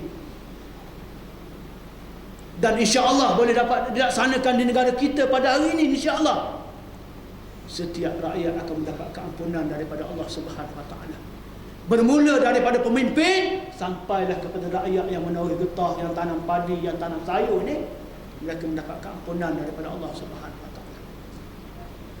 Dan sebab itu marilah tuan-tuan yang dirahmati oleh Allah Subhanahu wa taala, kita jadikan hukum hudud ini hukum Allah Subhanahu wa taala ini, dan kita beri faham kepada masyarakat kita pada hari ini. Jangan sekali-kali orang Islam sendiri menolak hukum hudud, hukum Allah Subhanahu wa taala. Kita tak pelik kalau sekiranya orang yang menentang hukum Allah Subhanahu wa taala ini terdiri daripada orang yang bernama Ahkau, Ahjor, Kit Siang, Govinda. Yang kita peliknya, yang lawan hukum Allah Subhanahu wa taala, yang petikai hukum Allah Subhanahu wa taala, yang bernama Hanifah, yang bernama Zulkifli, yang bernama Sifulan bin Sifulan, bahkan pula menjadi pendukung kuat kepada perjuangan Islam. Dia sendiri yang lawan hukum Allah Subhanahu wa taala. Di saat pada hari ini masyarakat dah mula celik mata dah. Masyarakat dah mula celik mata tentang hukum ini, dan sebab itulah kita perjelaskan kepada masyarakat, kepada masyarakat ni di surau, masjid, madrasah dan di semua tempat, supaya mereka faham, dan insya-Allah masyarakat Melayu kita akan boleh menerima hukum ini, dan suatu masa nanti akan dapat dilaksanakan di negara kita insya-Allah. Wallahu a'lam. Wassalamualaikum warahmatullahi wabarakatuh. Tanya Ustaz, kenapa berfikir dulu 2-3 hari yang kita diminta menjadi pengurusi forum ni, nah, kita katalah semua dah nak kepada persyariatan hukum Allah Subhanahu wa taala. Sebab apa? Sebab kita tahu hukum Allah Subhanahu wa taala ini, hukum ini datang daripada Allah. Dan kita dah tahu dah semua sekali yang dibicarakan oleh Ustaz Syukri tadi tentang apa kita panggil, semua sekali kebaikan-kebaikan yang kita akan dapat kalau kita melaksanakan hukum syariat Allah Subhanahu wa taala ini. Tetapi sebelum saya nak fikir, tapi sebelum kita laksanakan hukum hudud ini, sebelum kita mengkanunkan elemen kanuniyah syariah ini, dan apakah kita telah bersedia, dan juga adakah kita melakukan persediaan yang secukupnya, dan apakah persediaan yang kita boleh buat ke arah kita nak melaksanakan hukum hudud ini.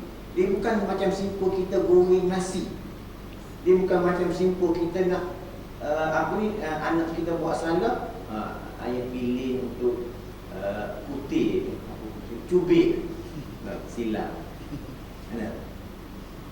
Dan adakah dia sesimpel semudah yang kita pilih itu? Anda fikir-fikir apakah persediaan yang perlu kita buat, dan apakah persediaan setelah kita buat dah untuk kita berdepan dengan kita nak melaksanakan hukum hudud ini, Ustaz. Sila Ustaz.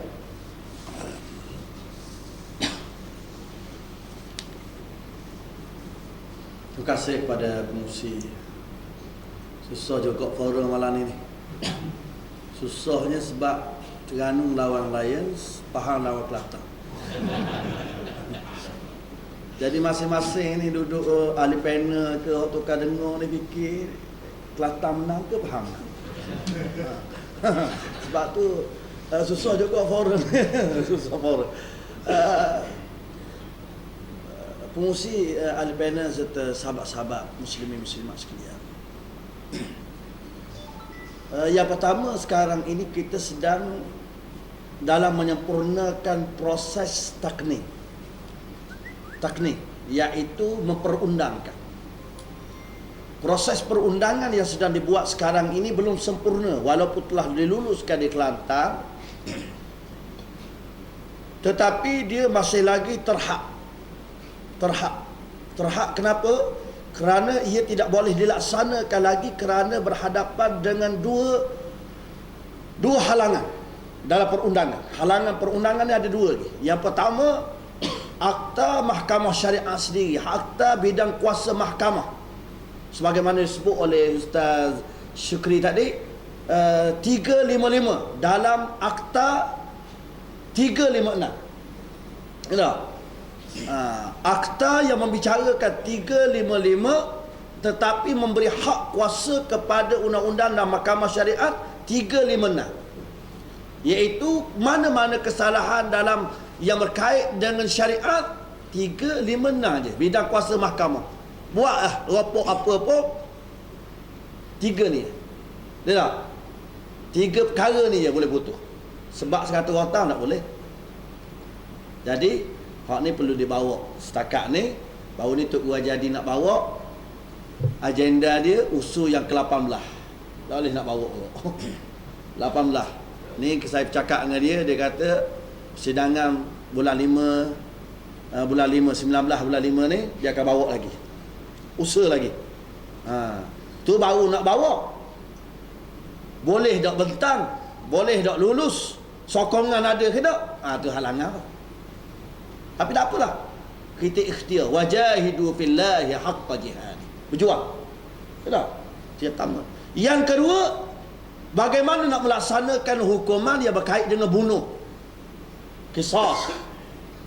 Maka ada lagi batasan dia berkait dengan halangan perundangan 76A. Ada lagi pindaan perlembagaan yang memerlukan perubahan pindaan dengan mendapat majoriti 2/3 ahli parlimen. Susah dah. Maknanya dalam proses perundangan terpaksa melalui perjalanan yang agak panjang. Tu baru dilalui oleh negeri Kelantan. Pahang jauh lagi. Dah tak? Pahang ni tarah dia beri kesedaran je dulu. Beri penjelasan, beri penangan. Dah tak? Takning tak ada lagi. Sorry. Dah tak? Tak boleh nak fikir lagi. Kena menang banyak dulu. Proses taknik. Yang pertama. Yang kedua, teknikal. Bagaimana nak melaksanakan sesuatu kesalahan bila sabit. Tu masalah teknikal. Dan sekarang ni Kelantan sudah buat persiapan yang sangat lengkap tentang masalah teknikal, sehingga kita telah rumuskan dan kita telah buat bagaimana nak potong tangan. Jika orang itu sabit dengan mahkamah, dia mesti dipotong tangan. Macam mana nak potong tangan? Ada dah. Ada dah. Bahkan yang pertama di dunia, anak Saudi dah, dia tak pakai tu, dia pakai kaedah ijtihad umum je. Tak ada teknikal macam mana. Di Kelantan ada teknikal, nak kerak tangan ni, dia tak macam mana, boleh tak bius? Bius. Boleh tak kita buat? Boleh bius. Kerana berdasarkan hadis Nabi, Nabi beritahu masa di zaman Nabi, orang yang hendak dipotong tangan kena ikat dia. Perempuan Makhzumiyah yang hendak dipotong tangan, Rasulullah kata ikat tangan dia supaya dia tidak supaya potong tangan dengan cepat. Zaman dulu tak ada bius, maka kena ikat dengan tali. Zaman sekarang moden, ikat akal dia, tak boleh ikat tangan. Tak, macam anak kita pergi sunat tu, nak ikat dah tangan. Kalau sakit ni, tak, kena jarum sikit. Oh tu yang nangis. Lepas tu balik rumah, hadap kepala. Tak, ada dah. Mak kata, balik lah. Balik lah. Tak, mak nak tengok kali. Mak kata, tak, gitu lah. Udah, boleh biar. Lepas tu nak potong macam mana? Ni teknikal. Siapa begini dah ada. Kita buang. Ni, potong sini.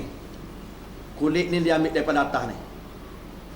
Kajian dia buat dah. Buat daripada ambil dari atas ni, buang tulang ni, dia tak pakai pedang. Kita ni bila sebut potong tangan kok, pakai pedang ke? Kilak sekali macam pisau semelih tu. Ke pakai gaji. Tak, pakai pisau doktor je. Doktor biasa kerak kaki orang kerak, orang nak pergi mani macam mana. Tu je. Dia ambil daripada atas ni, doktor. Tu suruh doktor dia ambil daripada atas ni. Ni sini mudah je. Slak dia tarik sikit, kak dia buang. Mok cabut tangan. Dia ambil kulit ni tudung. Dia jahit habis. Selesai je. Sekarang ni teknikal ada dah. Yang ketiga, agensi, kesepaduan agensi. Boleh ada dah. Penguat kuasa, kemahiran mesti dibuat. Ni biasalah. Mana-mana pun. Tapi jangan kita ingat, pelaksanaan hudud bila diisytiharkan, esok kita cari lalu. Tak? Tak. Jika ada bawa laporan, nak kes sesuatu perkara tu tidak boleh selesai, melainkan diperbicarakan berkali-kali. Sebagai contoh, zaman Nabi, hak sebut tadi, orang hak mari mengaku zina, berapa tahun baru selesai masalah dia? Berapa tahun? Dia mari mengandung 9 bulan dah. Mengandung. Tak? Dia mari tu dia mengandung dah 9 bulan. Rasulullah kata balik lu, lahir anak. Merah ke anak? Dia marah Rasulullah, ni anak saya. Rasulullah kata balik, susu lu. Ya tak? Maknanya 2 tahun lebih. Tak? Masa mengandung ni, menyusu anak 2 tahun ni, 2 tahun lebih barulah sabit. Tu pun kerana dia mari mengadu. Dah. Bukan senang. Kerana pelaksanaan dia kemungkinan boleh dibawa kepada undang-undang takzir. Ya. Islam ni, mahkamah tu hakim ni dia tak boleh mikir macam kita orang kampung. Zaman Sayyidina Umar Al-Khattab, Sayyidina Umar pernah diadu oleh seorang perempuan. Saya nak cerita maknanya kebijaksanaan hakim itu mesti dilatih. Dilatih kau. Ya, maka hakim jangan dia berfikir macam kita, dan kita jangan berfikir hakim fikir macam kita. Tak? Memang kita layak jadi hakim. Orang yang layak jadi hakim, dia layak jadi hakim. Zaman Sayyidina Umar ada seorang perempuan mari ngadu Sayyidina Umar. Ya Amirul Mukminin, dia mari ngadu. Wa aduan. Ya Amirul Mukminin, wahai Rasul, wahai Amirul Mukminin, suami saya baik ya Amirul Mukminin. Siang hari puasa, malam tahajud. Sayyidina Umar senyum. Baguslah. Suami awak balik baik. Ngadu apa? Suami baik. Orang ngadu suami jahat. Betul tak? Sayyidina Umar kata bagus, alhamdulillah, awak beruntung kerana dapat suami yang soleh. Ni'mah, kamu bernikmat dapat suami yang baik. Dia tunggu, ya Amirul Mukminin, suami aku malam dia tahajud, siang hari dia puasa. Sayyidina Umar ni dia tua dah. Kalau masa muda-muda dulu dia koh dah. Tak? Dia tekai dah, tapi dia tua dah. Masa Amirul Mukminin tu Umar dia tua dah. Tengok perempuan ni. Lek. Tiba-tiba ada seorang tabi'in, bukan sahabat, Syurih nama dia. Qadi Syurih, gelarang dia. Dia sebagai qadi. Syurih tengok. Ya Amirul Mukminin, biar saya selesai masalah ni sebab saya faham ni. Saya faham masalah ni. Dia nak mengadu tentang suami dia. Sayyidina Umar kata, baik, awak selesai, awak jadi qadi. Sayyidina Syurih ni tanya, wahai puan, apa masalah awak? Masalah saya, suami saya siang hari puasa, malam tahajud. Baik, panggil orang supaya panggil suami dia mari. Ya, tanya. Panggil suami dia supaya mari menghadap. Suami dia masuk masjid. Qadi Syurih tanya, ni isteri awak? Ya, isteri saya. Isteri awak mari mengadu bahawa awak setiap hari berpuasa, setiap malam bertahajud. Betul? Betul. Suami dia kata betul. Ya Amirul Mukminin, ke orang puan ni, tok laki dia tak cara ke dia. Sebab siang hari puasa, malam tahajud, tidur seorang-seorang. Faham tak? Dah main tahajud je, orang puan peluk batal lah. Tak? Peluk batal. Siang hari puasa, letih. Malam tahajud pula main zikir atas jadah. Orang puan kata, bila aku dah sejuk dah. Ingat tu. Jadi Sayyidina Umar kata, mu cerdik sungguh. Mu tahu saya dah apa tu, kata Sayyidina Umar. Saya dah apa tu, betul sungguh. Maka Sayyidina Umar kata lalu kau puan ni, kata kau lelaki dia, hari ni saya putuskan kamu boleh berpuasa 3 hari dalam 4 hari. 3 hari kamu berpuasa, sehari jangan berpuasa. 4 hari, 3 hari boleh tahajud, 1 malam kena beri hak pada isteri awak. Tidur dengan dia, sejuk dia. Tak? Ni jenis kuat ibadat dah. Kita tak ada ibadat langsung. Tak? Lelaki orang puan pula urusan baik. Tak? Mai tak ada tahajud langsung ni. Kita orang zaman dulu lah. Tak? Tak apa Allah. Nak layan orang puan dia. Tapi saya nak cerita apa? Qadi ni. Qadi dia kena ada. Sebab tu dia ada latihan. Latihan mesti diteruskan dan diteruskan. Hakikat aja pelaksanaan syariat Islam ni memang ada halangan, ada ujian. Tatbiq mesti ada. Termasuk zaman Nabi. Zaman Nabi ada kesilapan-kesilapan yang dilakukan, tetapi kesilapan dalam agama ini memberikan suatu pahala. Kesilapan dalam agama ini kadang-kadang Allah Ta'ala ampunkan. Sembahyang, kita sembahyang, tapi sembahyang sampai 5 rakaat, dosa tak? Sengaja memang lah, batal lah sembahyang, tapi tak ada masalah. Zaman Nabi, bila Nabi kata perempuan Ghamidiyah ini direjam, para sahabat rejam mereka, rejam, dah kena batu. Kawan ni bila kena batu lari. Lari, para sahabat kejar, mati. Para sahabat mari beritahu Rasulullah, ya Rasulullah, mati dah orang kita kejar tu. Tapi tadi dia lari, kita pakat kejar. Rasulullah kata, apa kejar? Maknanya ada kesilapan. Tetapi Rasulullah berakukan, laqad tabat taubatan. Perempuan itu sebenarnya dia telah bertaubat. Taubatnya Allah Ta'ala ampun, sebagaimana Allah Ta'ala. Bawa masuk Isa. Sebagaimana Allah Ta'ala terima taubat orang yang mengenakan cukai kepada rakyatnya. Orang yang kena cukai, yang menyeksa, yang mendera rakyat dia, dosa besar. Jika dia bertaubat, Tuhan ampun. Taubat itu sama dengan taubat perempuan. Maknanya Tuhan ampun dosa dia, Tuhan terima. Itu maknanya menunjukkan ada kesilapan.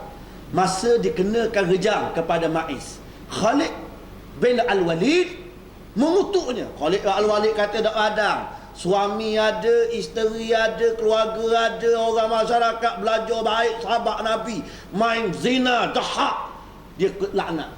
Rasulullah dengar. Rasulullah kata, ya Khalid, wahai Khalid, jangan kamu melaknat dia. Maknanya berlaku kesilapan, melaknatnya, akhirnya menyakitkan hati dia. Tak boleh. Zaman Nabi, maknanya kesilapan teknikal yang kadang-kadang berlaku, kelemahan, maka Allah Ta'ala letakkan kepada hakim melepaskan seseorang itu lebih baik daripada menjatuhkan hukuman. Salah dalam memaafkannya lebih baik daripada tersalah menghukumnya. Itu kaedah-kaedah penghakiman yang dibuat. Dan saya rasa betapa common law yang datang dalam negara kita dalam keadaan rakyat kita tak tahu undang-undang. Tok hakim masa tu tak belajar dia undang-undang Inggeris, tapi dengan latihan Inggeris bawa Tong Saleh Abah dia belajar di England sehingga jadi mahir tentang undang-undang barat, balik jadi hakim. Kecil kat kita. Sekarang ni lagi mudah. UIA ada, universiti-universiti Islam banyak. Tak? Kemudian pengkajian tentang ilmu banyak. Bahkan Kelantan lagi bersedia kerana mereka telah mengusung teknikal yang begitu kemas hari ini. Bahkan Brunei telah melaksanakannya, Aceh sedang melaksanakannya. Banyak contoh-contoh dalam melaksanakannya. Nak ataupun tidak. Tapi orang ni bila hukum hudud dia tanya, siap tak lagi. Tapi anak dia kahwin, dia tanya, nak kahwin Ustaz? Nak kahwin? Ada tak dia tanya, hantar ni pandai lagi. Persiap molek lagi. Rumah ada tak lagi? Ha? Kereta ada tak nak orang puang hijau lah? Jarang tanya. Tahu? Kalau tak ada rumah, duduk rumah ayah tu. Kereta tak ada, lebih minyak kereta ayah tu. Tak? Yang penting kahwin. Supaya apa? Supaya selamat daripada zina. Tak? Maknanya nak 1000 daya, tambah 1000 dalih. Wallahu ta'ala a'lam.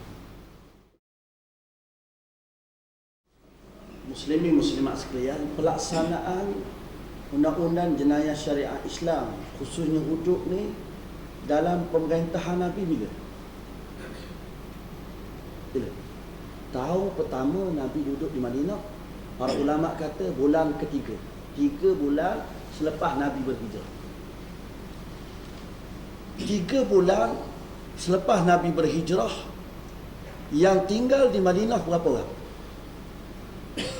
Seorang pengkaji daripada UIA, tak silap saya, pensyarah, dia kata rakyat yang ada di Madinah Yathrib masa itu 10,000 orang. Islam apa orang?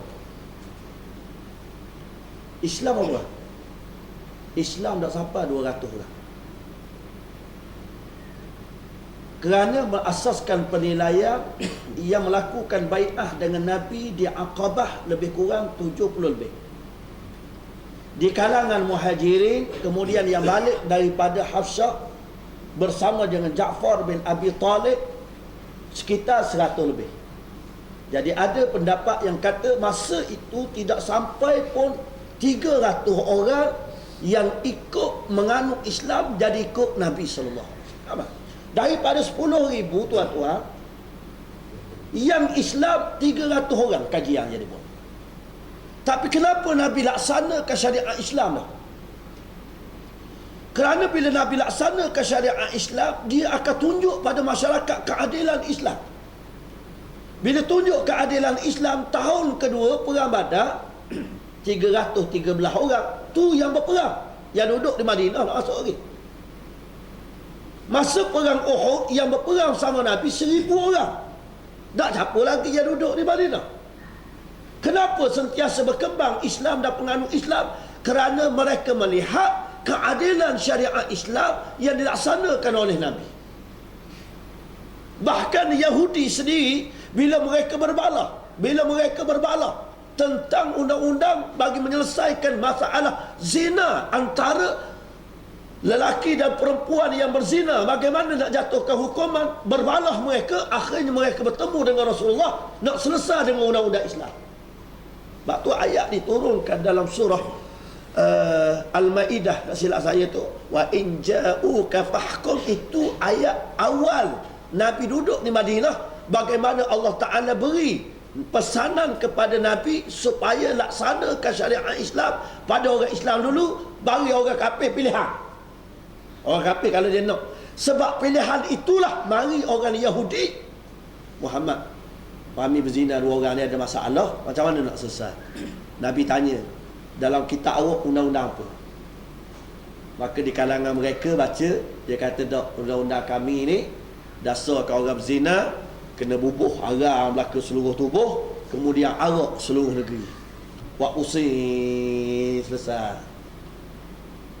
Setelah tu Abdullah bin As-Salam, sahabat Nabi SAW yang menjadi tok guru kepada paderi-paderi. Dia mahir masuk Islam. Dia kata, cuba buka hak dia tudung. Dia tutup baca tu, dia tutup. Buka.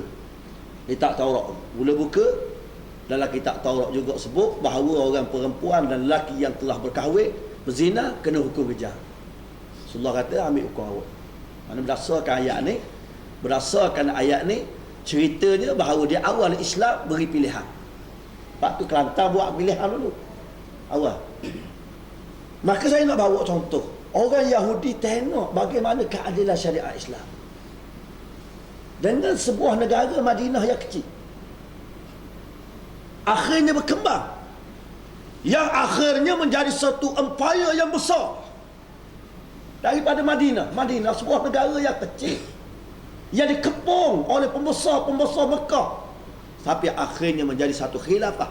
Antaranya kekuatan Islam ialah kemuliaannya manusia melihat keindahan syariat Islam yang ditegakkan oleh Nabi. Itu cita-cita kita. Mula-mula kita nak buat Kelantan, biar orang tengok di Kelantan keadilan dia. Barulah orang lain mula fikir, oh ruginya Pahang, ruginya Terengganu, ruginya Kedah. Tak? Ni kita tak nampak. Orang je kata comel. Dia tak.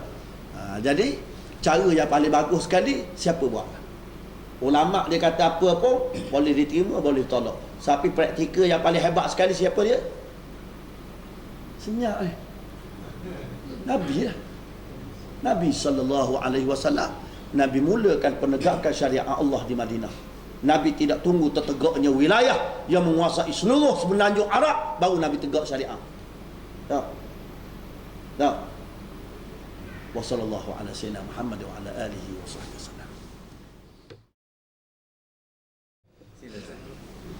Allah Ta'ala sebut dalam surah Al-Fatih, idh ja'ala Allahu alladhina fakafaru fi qulubihimul hamiyatal jahiliyah.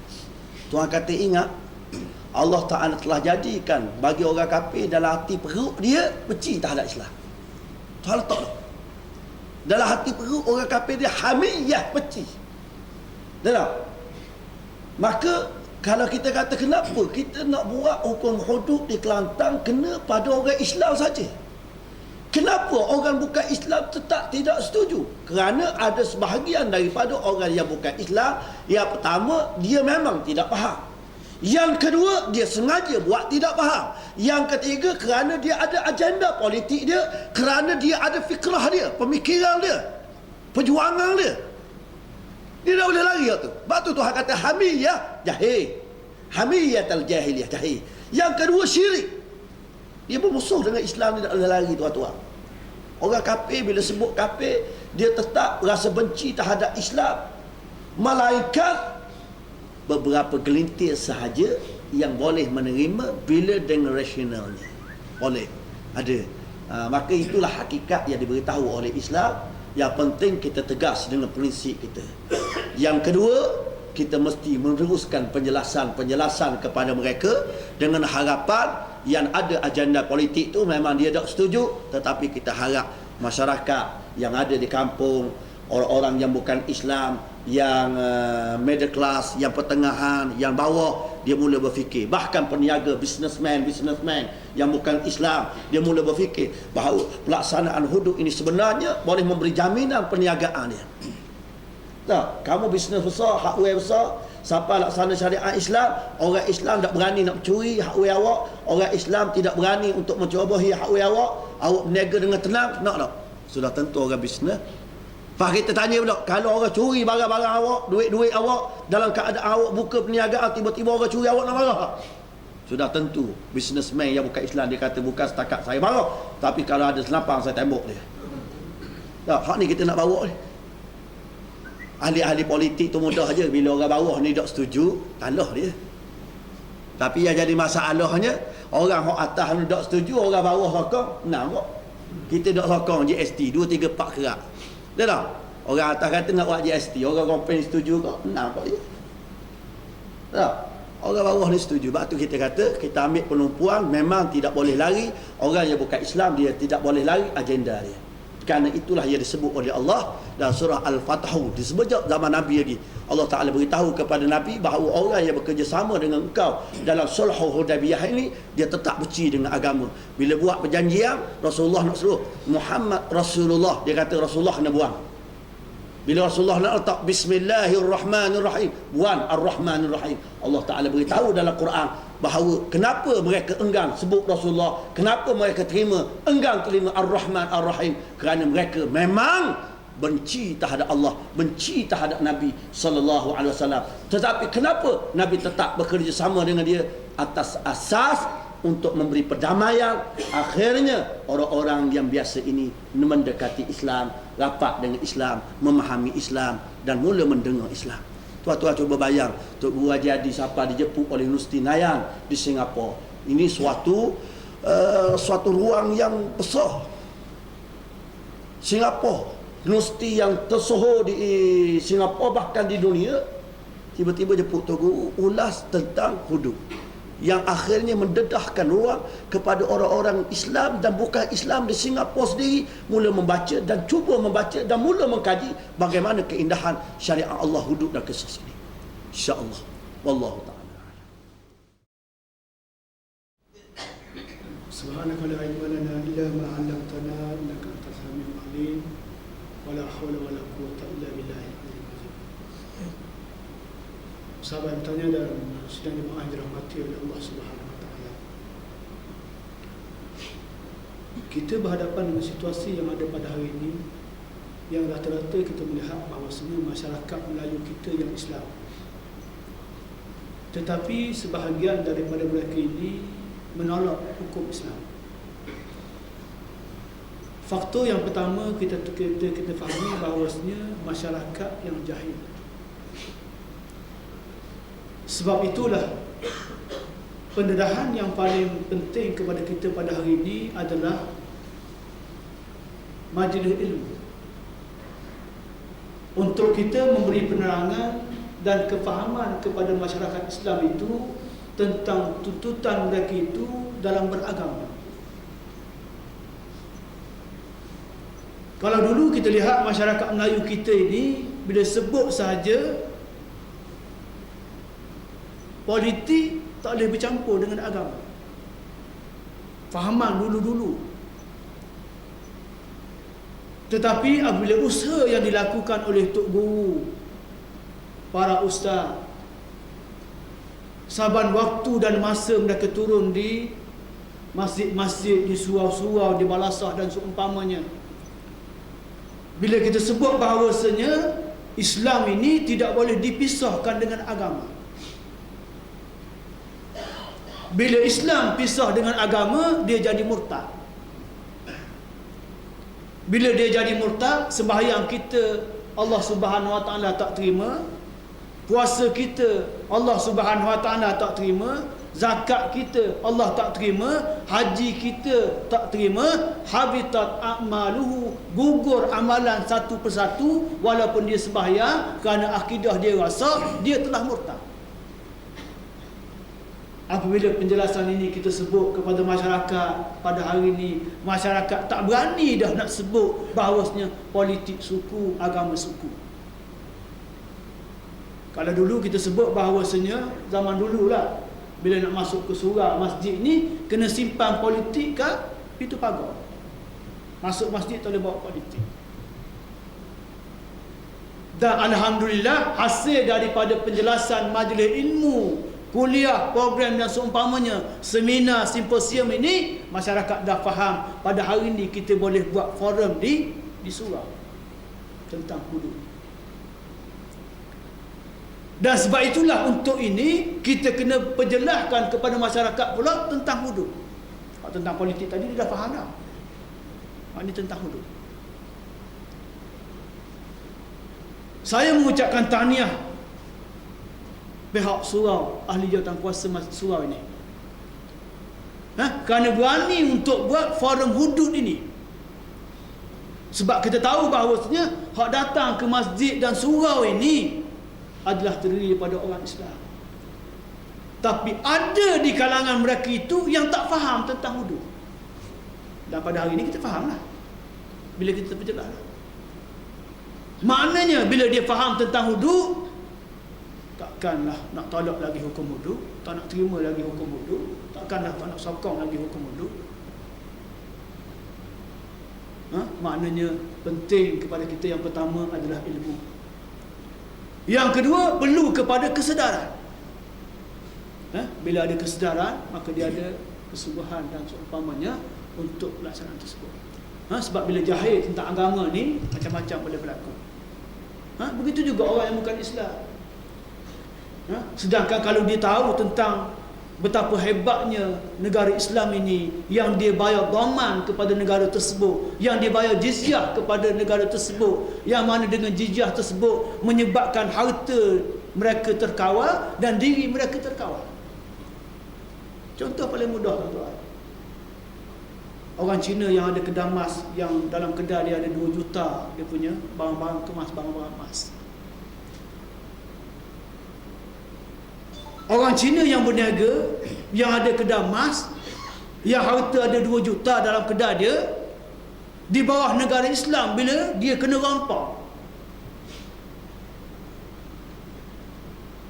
Bila dia kena rampak, kedai dia kena rampak, kerajaan di bawah pemerintah Islam terpaksa ganti pula 2 kali ganda harta yang dimiliki oleh tokey Cina tersebut. Kalau harta barang kemas tersebut kena curi, kena rampak 2 juta, kerajaan yang dia bayar jizyah tadi kena tanggung, kena bayar sampai 4 juta kerana kerugian yang dimiliki oleh Cina tersebut. Kerana apa? Kerana dhaman. Kerana jizyah yang dibayar itu sebagai tanda bahawasanya kerajaan mesti bertanggungjawab terhadap rakyatnya. Pada hari ini kita tengok bahawasanya bukan kerajaan jaga rakyat, kerajaan duk cekam rakyat. Kerajaan menggunakan duit rakyat, kerajaan merampak duit rakyat, menggunakan untuk peribadi. Anak berkahwin pun 11.1 juta, guna jet peribadi, menggunakan merampakkan harta rakyat. Bukan nak jaga hak bukan Islam tadi, hak Islam sendiri pun tak terjaga. Jadi kesimpulan saya nak sebutnya bahawasanya masyarakat Melayu pada kita pada hari ini, masyarakat kita masih jahil tentang agama, tentang hukum hudud ini, menyebabkan mereka itu tolak. Dan insya-Allah bila dia faham, insya-Allah dia akan ikut sama dengan kita dan memperjuangkan agama Allah Subhanahu Wa Taala di atas hukum ini. Wallahu.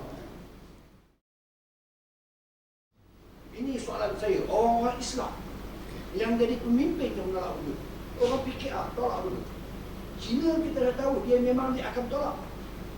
Sekarang ini pemimpin kita sendiri, kita di bawah bagaimana?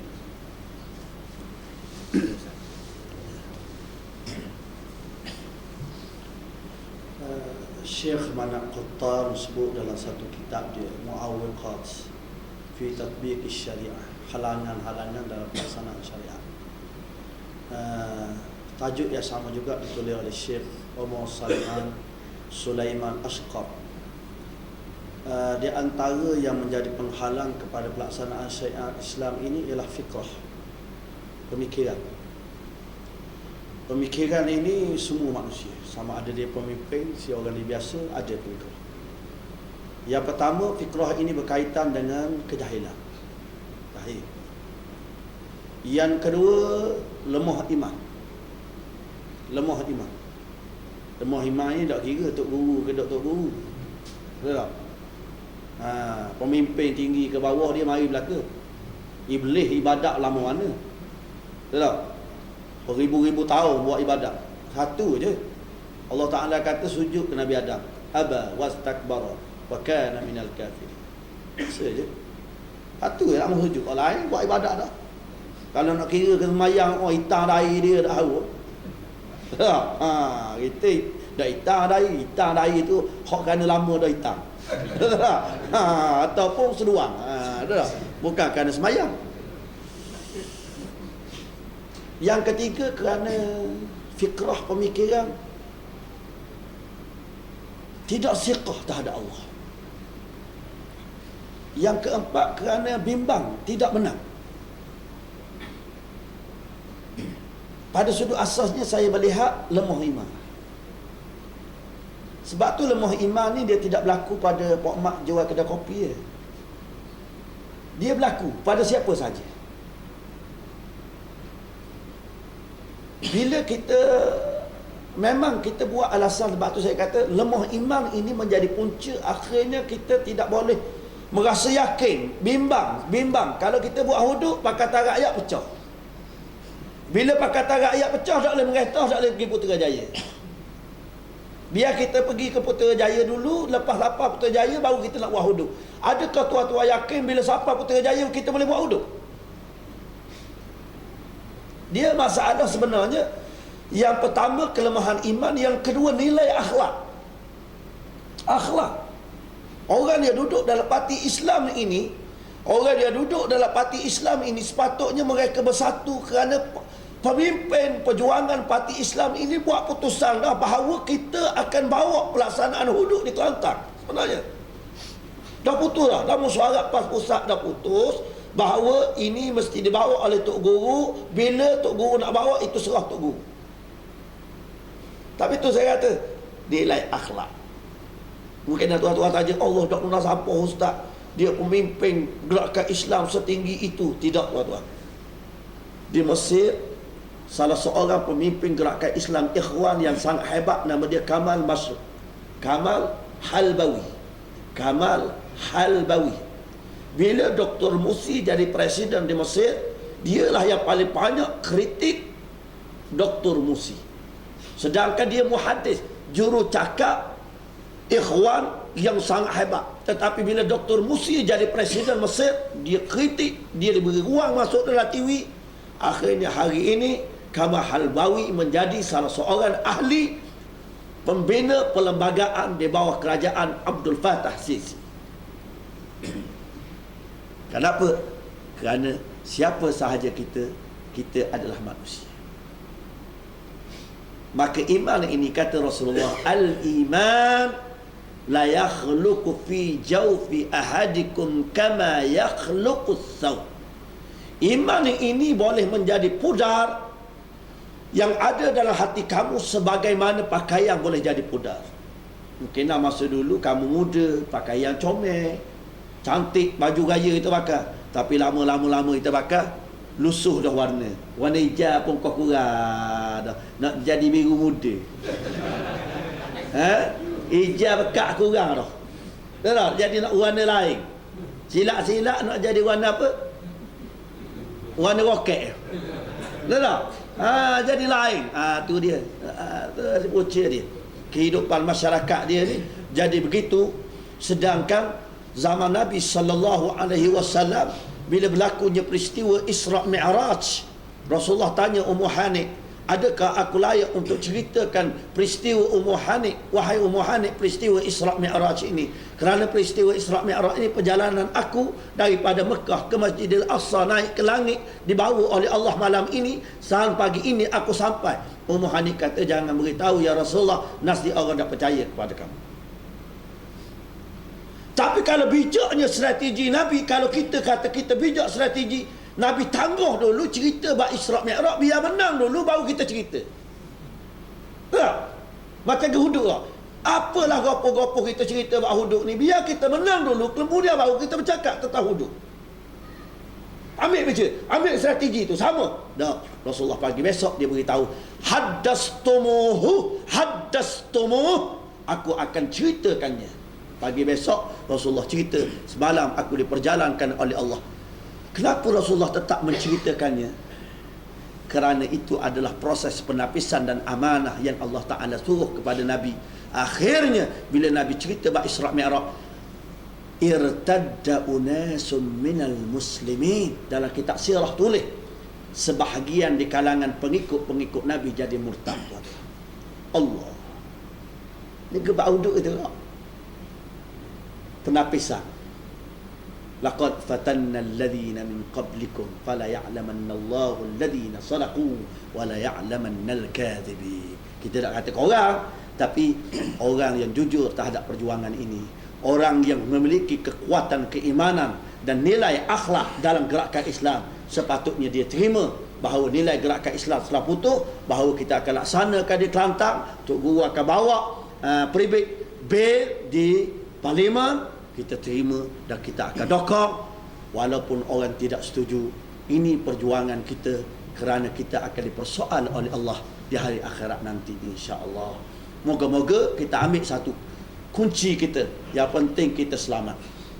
Yang penting kita selamat, dan kita harap Allah Ta'ala mengampunkan dosa sahabat-sahabat kita, dan Allah Ta'ala memberi petunjuk kepada kita semua tentang jalan yang lurus, insya-Allah. Wallahu ta'ala